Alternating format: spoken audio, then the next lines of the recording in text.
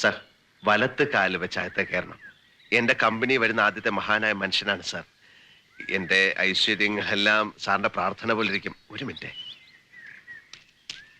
താൻ ആ ഫയലിൽ നിന്ന് ഇയാൾ അപ്ലിക്കേഷൻ ഫോം എടുത്തേ. ബിരിയാണിയും ചോറും ഒക്കെ വാങ്ങിച്ചാ? ഓ വാങ്ങിച്ചു. കുപ്പി വാങ്ങിച്ചാ? കുപ്പി വാങ്ങിച്ചു. പക്ഷേ എന്താ? പക്ഷേ എല്ലാം മുതലാളിയുടെ ചേട്ടനെടുത്ത് വിഴുങ്ങി. ചേട്ടനാ? എവിടെ? അകത്തുണ്ട്. അതെന്ത് ചെയ്യുന്നു? അകത്ത് ചുവരിലൊക്കെ ആഞ്ഞടിച്ച് എന്തൊക്കെയോ പുളിച്ച തെറികളൊക്കെ വിളിച്ച് പറയാണ്. എന്റെ അമ്മയെ കൈയും കാലും പിടിച്ച് കരഞ്ഞു കൊണ്ടുവന്നത് അയാളെ തകരാറാക്കൂ? ആവാൻ സാധ്യതയുണ്ട്. അത് നിനക്ക് എങ്ങനെ അറിയാം? ആ തെറികൾക്കിടയിൽ നല്ലൊരു പദം ഉപയോഗിക്കുന്നത് ഞാൻ കേട്ടു. എന്താ അത്? പറയടാ. അവന്റെ അമ്മയുടെ ഇൻസ്പെക്ഷൻ. എന്താണ് പറഞ്ഞേ? സാർ, അതല്ല സാർ, അതല്ല. അതായത് ഇവിടെ ഇൻസ്പെക്ഷൻ നടക്കാൻ പോകുന്നു എന്ന് അറിഞ്ഞിട്ട് ഞങ്ങളോട് വിരോധമുള്ള ചിലര് സാറ് ഭയങ്കര സ്ട്രിക്റ്റ് ആണ്, അവന്റെ അമ്മയുടെ, അതായത് എന്റെ അമ്മയുടെ ഇൻസ്പെക്ഷൻ അത് നടന്ന പോലെ തന്നെ എന്ന് ആരോ ചിലര് പറയുന്ന കേട്ടിട്ട് ഇവൻ വന്ന് എന്നോട് പറയായിരുന്നു. അല്ലാതെ സയ്യേ സാറിന്റെ അല്ല. അയ്യേ, ഇന്നെന്തെങ്കിലും ബുദ്ധിമുട്ടുണ്ടെങ്കിൽ വേറെ ദിവസം വന്ന് ഇൻസ്പെക്ഷൻ വേണ്ട വേണ്ട, ആ പണി ഇന്ന് തന്നെ തീർത്ത് കളയാം. ഇലക്ട്രിക്കൽ സർക്യൂട്ടിന്റെ ഡയഗ്രാം അവിടെ ഉണ്ട്. അവിടെ സാർ, അവിടെ ഉണ്ട് സാർ.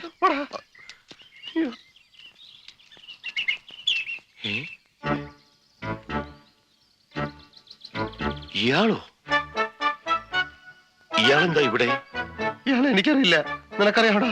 അത് ഇയാളെ എവിടെയോ കണ്ടിട്ടുണ്ട്. സാർ, ഇൻസ്പെക്ഷൻ വരുമ്പോ ആവശ്യമില്ലാത്തവർ ഇവിടെ നിൽക്കാൻ പാടില്ല എന്ന് അറിഞ്ഞൂടെ? വഴിപോക്കർ എന്തിനാ ഇവിടെ നിൽക്കുന്നത്? പ്ലീസ്, പൊതുവഴി അതാണ്, പൊതുവഴി അതാണ്. അതിലേ വെക്കുള്ളൂ. സാർ, വലത്ത് കാല് വെച്ച്, ഞാൻ നേരത്തെ പറഞ്ഞ പോലെ സാർ, വലത്ത് കാല് വെച്ച്. ISI മാർക്ക് എവിടെ? സൂക്ഷിച്ചു നോക്ക് സാറേ, അപ്പൊ കാണും. സാർ, ഇത് ഡൽഹിയിൽ നിന്ന് കൊണ്ടുവന്ന ബെസ്റ്റ് സ്വിച്ചസ് ആണ് സാർ. ISI മാർക്ക് നിർബന്ധമാണ്. മോന്തയ്ക്കൊന്ന് കൊടുത്തിട്ട് കണ്ണാടി എടുത്ത് കാണിച്ചു കൊടുക്കട, അപ്പൊ കാണും മാർക്ക്. അതൊക്കെ പോട്ടെ. കേബിൾസ് ഒക്കെ ഏതാ? ആർമിയുടെ? അതെ സാർ. ഇല്ലെങ്കിൽ നീ എന്ത് ചെയ്യും? നീ മിണ്ടരുത്. ലൈറ്റിനും മെഷീനും ഒക്കെ ഒരേ കണക്ഷനാണ്. അത് ഞാൻ ഇതിന്റെ അത് പാടില്ലെന്ന് അറിഞ്ഞുകൂടെ? ഇതേ സമ്മതിക്കില്ല. സമ്മതിച്ചില്ലെങ്കിൽ താൻ ഇവിടുന്ന് പോവില്ല. ഇയാളാരാ? സാർ, ഒരു വഴിപോക്കനാണ്. അല്ല, ഞാൻ അവന്റെ ചേട്ടൻ. അതെന്റെ കുറ്റമല്ല സാർ. സോറി, ഞാൻ സാറ്റിസ്ഫൈഡ് അല്ല. ഇയാളുടെ കാര്യത്തിലോ വയറിങ്ങിന്റെ കാര്യത്തിലോ? രണ്ടിലും. സാർ, ഉടനെ ഇതൊക്കെ ചേഞ്ച് ചെയ്യണം. സാർ, അത് ഞാൻ പ്ലീസ് ഒന്ന് പറയട്ടെ സാർ. അതായത് നിക്ക് മര്യാദക്ക് പരിശോധിച്ച് ഒപ്പിടുന്നതാണ് നല്ലത്. ചുമ്മാ എന്തെങ്കിലും കുറ്റം കണ്ടുപിടിച്ച് തടസ്സം ഉണ്ടാക്കുക ഇവരുടെ സ്ഥിരം പണി. വഴിന്ന് മാറണോ? ഇല്ലെങ്കിൽ നീ എന്നെ സസ്പെൻഡ് ചെയ്യടാ. ഒപ്പിടുற പട്ടി, ഒപ്പിടുற പട്ടി, തെണ്ടി നായിന്റെ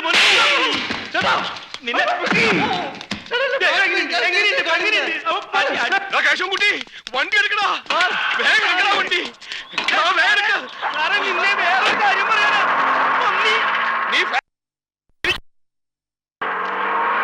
ഫാക്ടറി തുടങ്ങിയില്ലെങ്കിൽ എനിക്കൊരു പുല്ലുമില്ലടാ.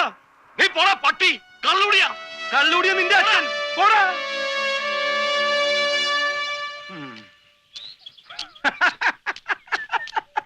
ഒറ്റയടിക്ക് അവന്റെ വായേന്ന് മുലപ്പാല് വരുന്നത് നീ കണ്ട? ഞാൻ അയാളുടെ വായിലോട്ട് നോക്കിയില്ല. പിന്നെ നീ എവിടെ നോക്കിയിരിക്കായിരുന്നു? ഡാസ് ചെയ്തു, നീ കണ്ട? ഡാസ് ചെയ്തു. കൊല്ലണോ അല്ലേ? എന്നിട്ട് എന്റെ ശവം ചുട്ടുകരിച്ച് താൻ കഴിക്കുന്ന ചാരായത്തി കലക്കി കുടിക്കണോ? നീ എന്നെ എടാന്ന് വിളിച്ചു അല്ലേടാ? കാണിച്ച തെണ്ടിത്തരത്തിന് തന്നെ അതല്ല വിളിക്കേണ്ടത്. എന്റെ നെഞ്ചത്ത് കയറി ചവിട്ടിയിട്ടല്ല കണ്ടവനോടുള്ള പക തീർക്കേണ്ടത്. എന്റെ ചോറി മണ്ണ് വാരിയിടാൻ ഞാൻ തന്നോട് എന്ത് തെറ്റാ ചെയ്തത്? ഒരടി കൊടുത്ത അവൻ ഒപ്പിടുന്നു കരുതി ഓടുന്ന് വിചാരിച്ചില്ലേ? ഇനിയിപ്പോ നമുക്ക് ഈ ബിസ്ക്കറ്റ് കമ്പനി നിർത്തി വല്ല മീൻ കച്ചവടത്തിനും പോകാൻ മുതലാളി.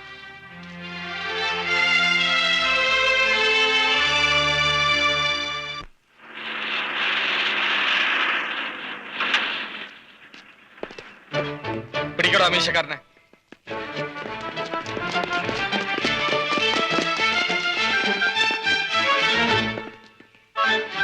എന്താ അളിയ കാര്യം? ഇലക്ട്രിസിറ്റി ബോർഡിലെ എഞ്ചിനീയറെ വധിക്കാൻ ശ്രമിച്ചു എന്ന് അയാളുടെ പേര് ഒരു കംപ്ലൈന്റ് ഉണ്ട്. വധിക്കാനൊന്നും ശ്രമിച്ചില്ല. തല്ലിയില്ലേ? തല്ലി. അപ്പോൾ അയാൾ ഓടി രക്ഷപ്പെടാൻ ശ്രമിച്ചില്ലായിരുന്നെങ്കിൽ കൊല്ലിയില്ലായിരുന്നോ? അതിനെയാണ് വധശ്രമം എന്ന് പറയുന്നത്. എന്ത് അളിയത്? കാക്കീട്ട പിന്നെ അളിയനും ഇല്ല അച്ഛനും ഇല്ല. അയാളെവിടെ?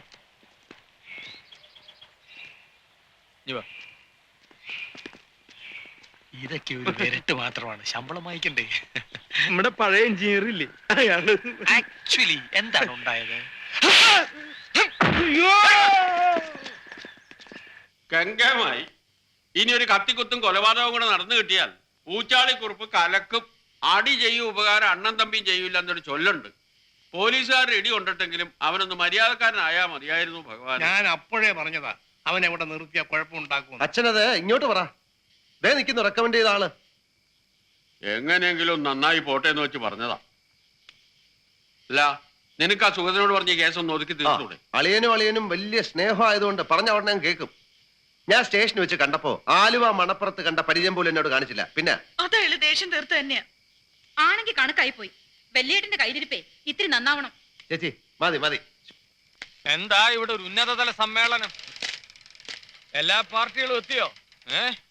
എടാ സുഗത, നീ അവനെ പോലീസുകാരെ കൊണ്ട് തല്ലിച്ചോ? അങ്ങനെ വേണ്ടി വന്നില്ല. കുറുപ്പ് സാർ പോലീസുകാരെ ഒന്നടങ്കം തെറി വിളിച്ചു. അവര് കയറി ഒന്ന് മേഞ്ഞു. അതിനിടയിൽ കൂടെ ഞങ്ങൾ തമ്മിലുള്ള കണക്കും തീർത്തോന്ന് എനിക്കൊരു സംശയം. എടാ ദ്രോഹി, അവൻ ഒന്നുമില്ലെങ്കിൽ നിന്റെ അളിയനില്ല. അത് ഈ മുരിക്കും പറ്റില്ല തിണ്ണേല്. കേസ് ഇവിടെ നിൽക്കുന്ന ലക്ഷണമില്ല. കൊലപാതക ശ്രമമാണ്. ആ എഞ്ചിനീയറെ വിളിച്ചു വരുത്തി വാടക കൊണ്ടേ കൊണ്ട് കൊല്ലിക്കാൻ ശ്രമിച്ചതിന് നിന്റെ പേരിലുണ്ട് കേസ്. അയ്യോ ഞാൻ ഒന്നും പറഞ്ഞിട്ട് കാര്യമില്ല. നിന്നെ ഞാൻ വിടാം. പക്ഷെ മിനിമം 6 വർഷം അവൻ അകത്ത് കിടക്കും. അത് കണ്ടിട്ട് വേണം എനിക്കിവിടെ സ്വസ്ഥമായിട്ട് ജീവിക്കാൻ. സുഗത, വീട്ടിലെ വൈരാഗ്യം പുറത്ത് കാണിക്കരുത്. അത് പറഞ്ഞു തീർക്കാവുന്നതല്ലേ ഉള്ളൂ. സത്യവിരുദ്ധമായി ഞാൻ ഒന്നും ഇതുവരെ ചെയ്ത് ശീലിച്ചിട്ടില്ല അമ്മവാ. താൻ ആരാ? ഹരിചന്ദ്രൻ? അല്ല, ദേവേന്ദ്രന്റെ അച്ഛൻ മുത്തുപടർ. താൻ വലിയ വർത്തമാനൊന്നും പറയണ്ട. ഈ രാജ്യത്ത് എന്തെങ്കിലും പ്രശ്നം ഉണ്ടായത് ഞങ്ങൾ തീർത്തോളാം. വിദേശ ശക്തി ഇടപെടേണ്ട കാര്യമില്ല. എടി രേണു, നീ എന്ത് പൂരം കാണാനാ നിൽക്കുന്നത്? മനുഷ്യനെ വിശക്കുന്ന വല്ല നക്കാൻ വളബി എടി. അളിയന്റെ ചോടി പോടാ.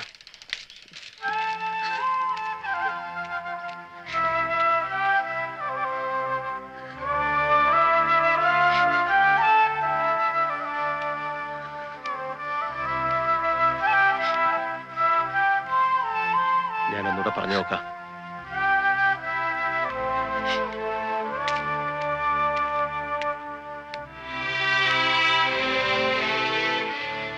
അളിയ അളിയ എടേ കുറച്ച് വെള്ളം തിളപ്പിക്കേ. കൈക്കൊക്കെ വല്ലാത്ത കഴപ്പം ചൂട് പിടിക്കണം. ഈ കൈ കൊണ്ടുവന്നോ ഒത്തിരി പണിഞ്ഞതാ. എന്താ സംഗതി വെറുതെ വഷളാക്കരുത്. ഒന്നുമില്ലേലും നമ്മളൊക്കെ ഒരു കുടുംബമല്ലേ? ആ വിചാരം എല്ലാവർക്കും ഉണ്ടാവണം. മറ്റൊന്നും വേണ്ട, ജാമ്യം. കൊലപാതകത്തിന് ഉപയോഗിക്കാൻ ഉദ്ദേശിച്ച മാരകായുധം കണ്ടെടുക്കാതെ ജാമ്യം കിട്ടില്ല. അങ്ങനെ ഒന്നുമില്ലല്ലോ. തെളിവ് ഞങ്ങൾ ഉണ്ടാക്കുവളിയാ. നീ പോ. ഉപദ്രവിക്കരുത്. ഒന്നിങ്ങി വന്നേ, നീ വന്നേ. അത് അളിയനും എന്നുള്ളത് നമുക്ക് വിടാം. മറ്റൊന്നും വിചാരിക്കരുത്. അളിയന് പണത്തിന്റെ ബുദ്ധിമുട്ടുണ്ടെന്ന് എനിക്കറിയാം. സംഗതി എങ്ങനെയെങ്കിലും ഒന്ന് ഒതുക്കി തീർക്കണം. ഇപ്പൊ എന്റെ കയ്യിൽ ഇത്രയേ ഉള്ളൂ. 10-600 രൂപ കാണും. അതും നിനക്ക് ഡൗട്ടാ? 600 രൂപ നാണമില്ലല്ലോടാ നിനക്ക്? നാണവും മാനവും ഒക്കെ വിറ്റതിന്റെ ബാക്കിയാ. എനിക്ക് നിന്റെ ഈ നക്കാപ്പിച്ചൊന്നും വേണ്ട. ഇങ്ങനെ വല്ലതും ചെയ്യാൻ ഉദ്ദേശം ഉണ്ടെങ്കിൽ വീടിന്റെ ഈ ഭാവം എഴുതി തരാൻ പറ. അളിയ, അത് ആശയ്ക്കുള്ളതല്ലേ? വീണ്ടും നീ പഴയ പല്ലവി എന്നെ കൊണ്ട് പാടിക്കണ്ട. ഞാൻ പറയാനുള്ള പറഞ്ഞു സൗകര്യം ഉണ്ടേ ചെയ്. ഇല്ലേ അകത്ത് കിടക്കട്ടെ. വെള്ളം തിളച്ചോടി.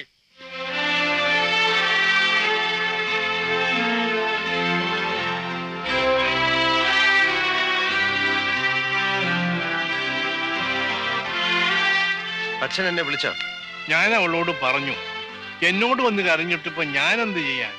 ചേച്ചി ലോക്കപ്പിൽ കിടക്കുന്നത് എന്റെ കൂടെ ചേട്ടനല്ലേ? ഞാൻ പ്രേമനെ വിട്ടിട്ടുണ്ട്. ജാമ്യത്തിൽ ഇറക്കാനുള്ള എന്തെങ്കിലും വഴി അവൻ കാണും.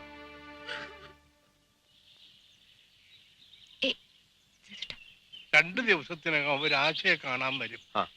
പെണ്ണിന്റെ മൂത്ത ചേട്ടൻ ലാക്കപ്പിൽ കിടക്കുന്നു എന്നറിഞ്ഞാൽ എന്റെ മക്കൾ ഇങ്ങനെയൊക്കെ ആകുമെന്ന് ഞാൻ കരുതിയില്ല. അച്ഛാ, അതിനിപ്പോ ഒന്നും ആയില്ലല്ലോ. ആശയുടെ കാര്യം എനിക്ക് വിട്ടേക്കൂ. മുതലാളി, ദേ പ്രേമം വന്നു. ഞാനിപ്പോ വരാം. എന്തായി? മൂസക്കുട്ടി ആ ജെസ്സിയോട് പറഞ്ഞിട്ടുണ്ട്, അങ്ങേര് വീട്ടിൽ നിന്ന് ഇറങ്ങുന്നതിന് മുമ്പ് ചെന്ന് കാണണം. മുതലാളി വന്നാട്ടെ. പറ്റില്ല, ഇപ്പൊ തന്നെ നമുക്ക് ജാമ്യം എടുക്കാം.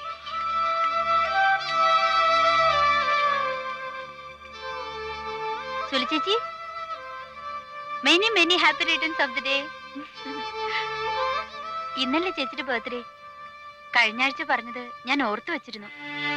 നീ ഓർത്തു, പക്ഷെ ഓർക്കേണ്ടവർ ഓർത്തില്ലല്ലോ.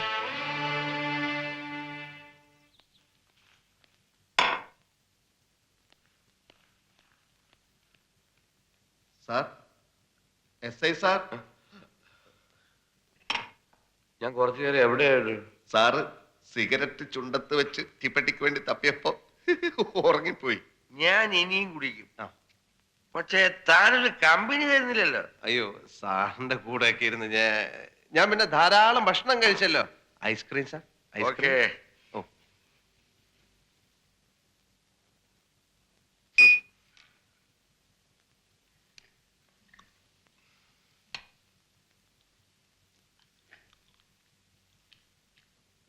എടോ, ഓ, പോലീസുകാര് മനസാക്ഷി ഇല്ലാത്തവരാണെന്ന് പറയുന്ന ചുമ്മാതാ. അയ്യോ, പോലീസുകാർക്ക് ഏറ്റവും കൂടുതലുള്ളത് മനസാക്ഷിയാണ്.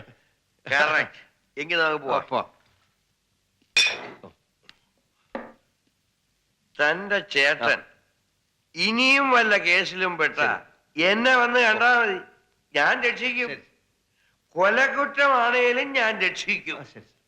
കാരണം തന്റെ എനിക്ക് വലിയ ഇഷ്ടമാ. സാർ,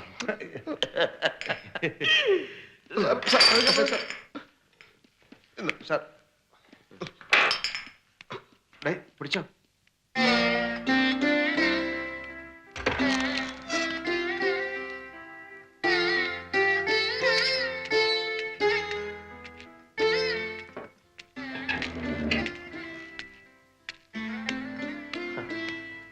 ഉറങ്ങിയില്ല ഇതുവരെ? വെള്ളം ചൂടാക്കി വെച്ചിട്ടുണ്ട്. കുളിച്ച് ഭക്ഷണം കഴിച്ച് മേലെ പോയാ പോരെ? അയ്യോ, ഞാൻ ഭക്ഷണം കഴിച്ചു. എന്തേ, സുലൊന്നും കഴിച്ചില്ല?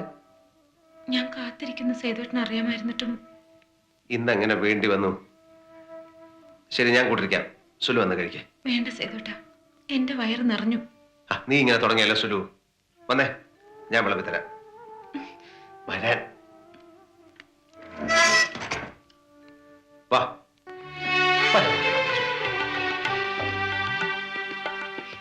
ഇരിക്കേ, ഇരിക്കേ, ഞാൻ വിളമ്പി തരാം. വേണ്ട, ഇങ്ങനെയൊന്നും അല്ല ഞാൻ വിചാരിച്ചിരുന്നത്. എങ്ങനെയൊന്നുമല്ല. ഏട്ടനെല്ലാം മറന്നോ? എല്ലാന്ന് പറഞ്ഞ നീ എന്താ ഉദ്ദേശിക്കുന്നത്? കാലത്ത് ഞാൻ വിളിച്ചിട്ട് സേതുവേട്ടൻ എന്നെ മൈൻഡ് ചെയ്തില്ല. നിനക്ക് ഇവിടുത്തെ പ്രശ്നങ്ങൾ അറിയില്ലേ സുലു? ഉവ്വ്, പ്രശ്നങ്ങൾ ഉണ്ടാക്കാത്തത് എന്റെ കുറ്റം. ഏട്ടന് അറിയില്ല ഇന്നത്തെ ദിവസത്തെ പറ്റി? ഇല്ല. ഈ ദിവസത്തിന്റെ ഭയങ്കര പ്രത്യേകത ഒന്ന് പറ. മറന്നാളെ ഞാൻ എന്തിനു ഓർമ്മിപ്പിക്കണം? നീ ഒരുപാട് വക്കീലന്മാരെ പോലെ സംസാരിക്കരുത് കേട്ടോ. ഇന്നെന്താ ISS ഓർമ്മ വന്നു. ഇന്ന് ഇന്ത്യൻ റിപ്പബ്ലിക് ഡേ അല്ലേ? അല്ല, ഇന്ന് ഇവിടുത്തെ തെങ്ങിന് കുഴി വെട്ടിയ ദിവസം. എന്നെ കൂടെ കുഴിയിട്ടൊക്കെ മൂട്. ഇതിലും ഭേദം അതാ. സേതുവേട്ടൻ ജനിച്ചന്ന് മുതലുള്ള ഓരോ കാര്യങ്ങളും ദാ ഇവിടെ ഉണ്ട് എന്റെ മനസ്സിനകത്ത്. പണ്ടൊക്കെ സേതുവേട്ടനും അങ്ങനെ തന്നെയായിരുന്നു. എന്റെ കാര്യങ്ങൾ എന്നെക്കാൾ ഓർമ്മിച്ചിരുന്നത് സേതുവേട്ടനായിരുന്നില്ലേ? ഇവിടെ ഇപ്പൊ എന്തുണ്ടായെന്നാ നീ പറയുന്നത്? എനിക്ക് നല്ല വിഷമമുണ്ട് സേതുവേട്ട. സാധാരണ രാത്രിയിലെങ്കിലും ഒരുമിച്ചിരുന്ന് വല്ലതും കഴിക്കുന്നതാ. ഇന്നെന്റെ പിറന്നാളാന്ന് ഓർമ്മിച്ചതുമില്ല. പുറത്തുനിന്ന് വയറ് നിറച്ച് കഴിക്കുകയും ചെയ്തു.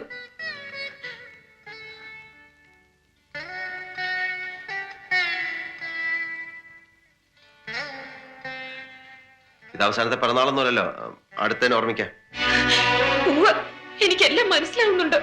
നിനക്കൊന്നും മനസ്സിലായിട്ടില്ല, മനസ്സിലാവുകയില്ല. അത് നിന്റെ കുഴപ്പമല്ല, പെണ്ണെന്ന് പറയുന്ന ജാതിയുടെ കുഴപ്പ. പുറത്ത് വെച്ച് ആകാശം ഇടിഞ്ഞ് തലേ വീണാലും സഹിക്കാം. പക്ഷെ വീട്ടിൽ വന്ന് കയറുമ്പോ മോന്തെ വീർപ്പിച്ചുകൊണ്ടിരിക്കുന്ന ഭാര്യയെ കണ്ടാലുണ്ടല്ലോ ഞാൻ വേണ്ട, അത് നിനക്ക് മനസ്സിലാവില്ല.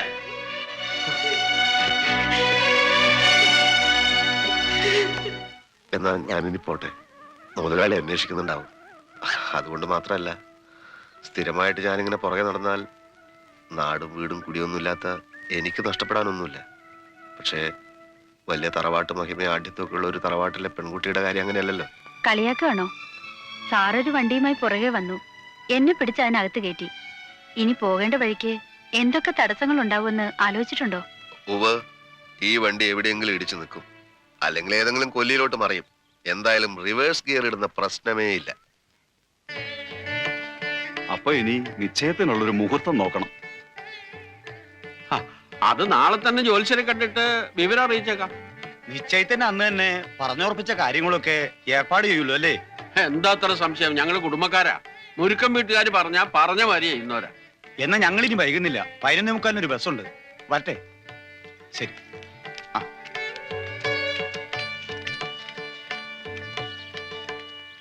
അല്ല, ഇവിടെ എന്തൊക്കെയോ പറയുന്ന കേട്ടല്ലോ.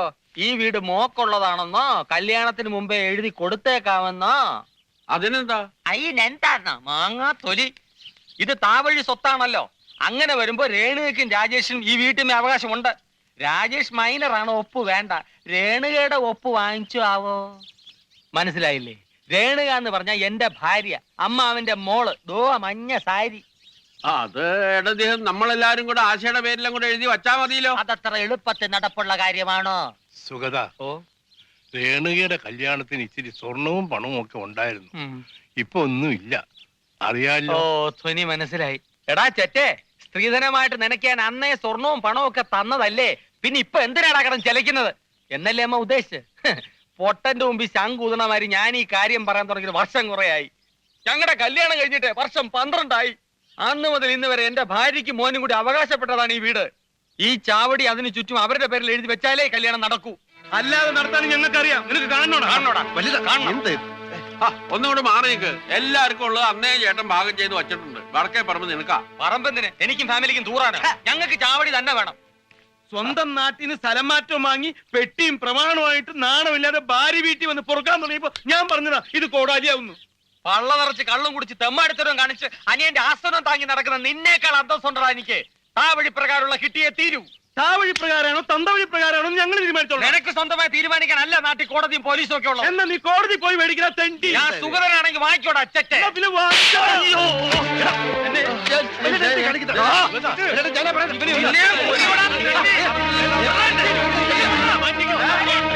ഞങ്ങളുടെ വീടും തരാതെ ഈ കല്യാണം നടത്താൻ തീരുമാനിച്ചാൽ ഇവിടെ ചോരക്കളവാണ്. എങ്കി ആ ചോര നിന്റേതായിരിക്കടാ.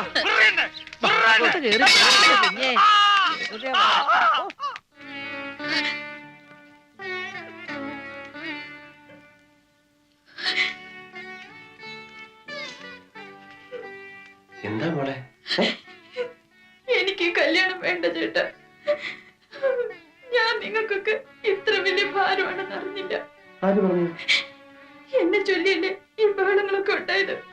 അല്ല, കുറെ കഴിഞ്ഞുണ്ടാകേണ്ടിയിരുന്നത് ഇത്തിരി നേരത്തെ ആയി എന്ന് മാത്രം. നീ കരയണ്ട. മോളുടെ ചേട്ടനല്ലേ പറയുന്നത്? എല്ലാം മംഗളമായിട്ട് നടക്കും കേട്ടോ. കരയണ്ട. 1